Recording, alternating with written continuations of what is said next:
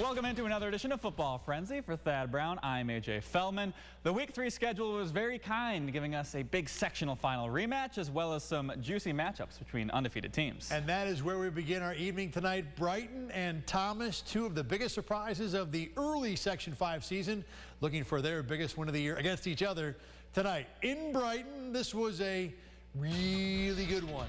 7-all, fourth quarter, fast forwarding right to the good stuff. Taj Jackson, 38 yards and a score. That put Brighton in front, 14-7. But Thomas answers. Eli Adams, he was fantastic all night long. A gorgeous 17-yard throw on the run to Will Henry. Feet inbounds, yes. Tie game at 14 with 6 minutes to play. Brighton put the drive together, though. 4th and 1. Brennan Clasigans keeps and goes for 12. Plenty for the first down. Under a minute. I'll go right back to Clasigans. That's a game winner, everybody, with 40 seconds left. Brighton, big win, 21-14. A foggy, dramatic evening at Hilton as the Cadets and Fairport both look for their first win of the season. Tied at 14 in the third, 3rd and goal. Tyler Letcher on the play fake. The big tight end Carter Clark for 6. Cadets go up 21-14. Same score in the fourth.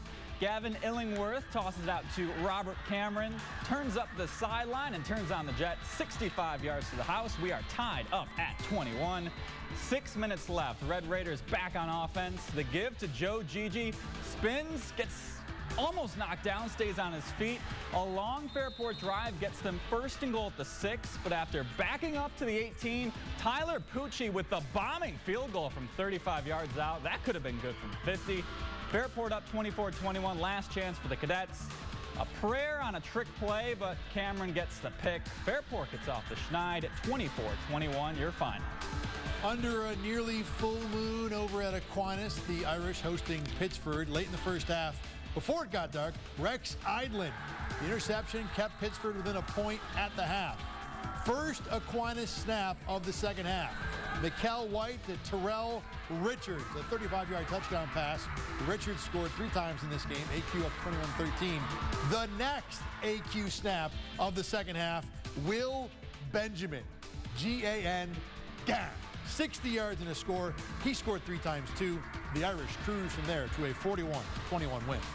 Canandaigua taking on Athena. The Braves had plenty of reasons to cheer. They score on their first 2 plays on offense from 85 and 60 yards out. They were up 35-0 at the half.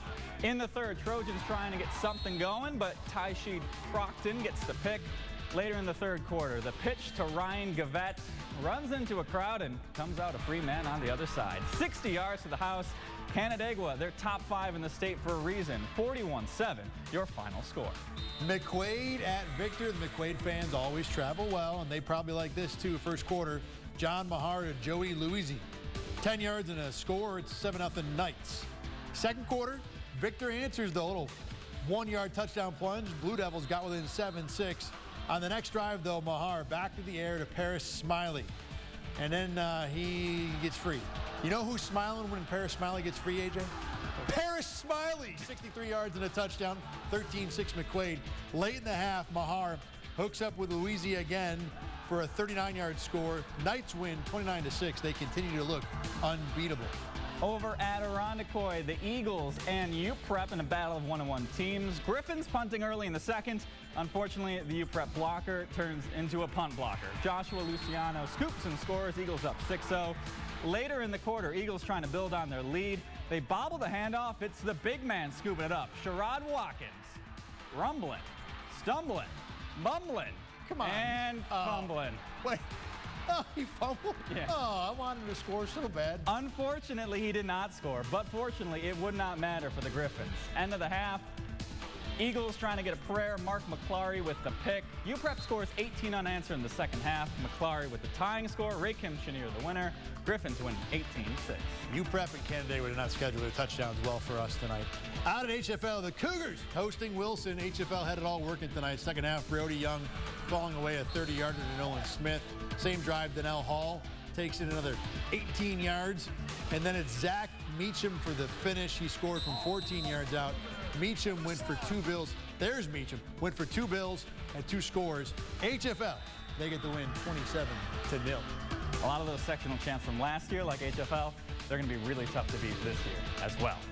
We call it Frenzy for a reason, folks. We'll be back every week, Friday and Saturday. But we got more in this very frenzy coming up after the break. Yanks, Red Sox, Blue Jays, 3 teams, 2 playoff spots, and a half game separating them entering tonight. We'll have those highlights coming up next, but first, here's some more Section 5 scores.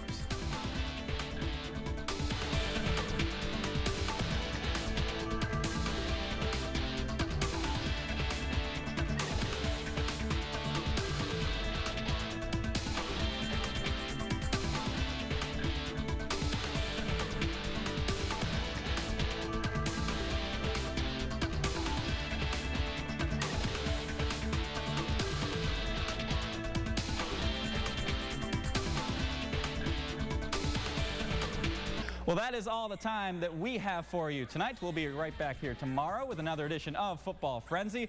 Rush Henrietta, East, both looking to bounce back from tough losses, move to 2-1 on the year.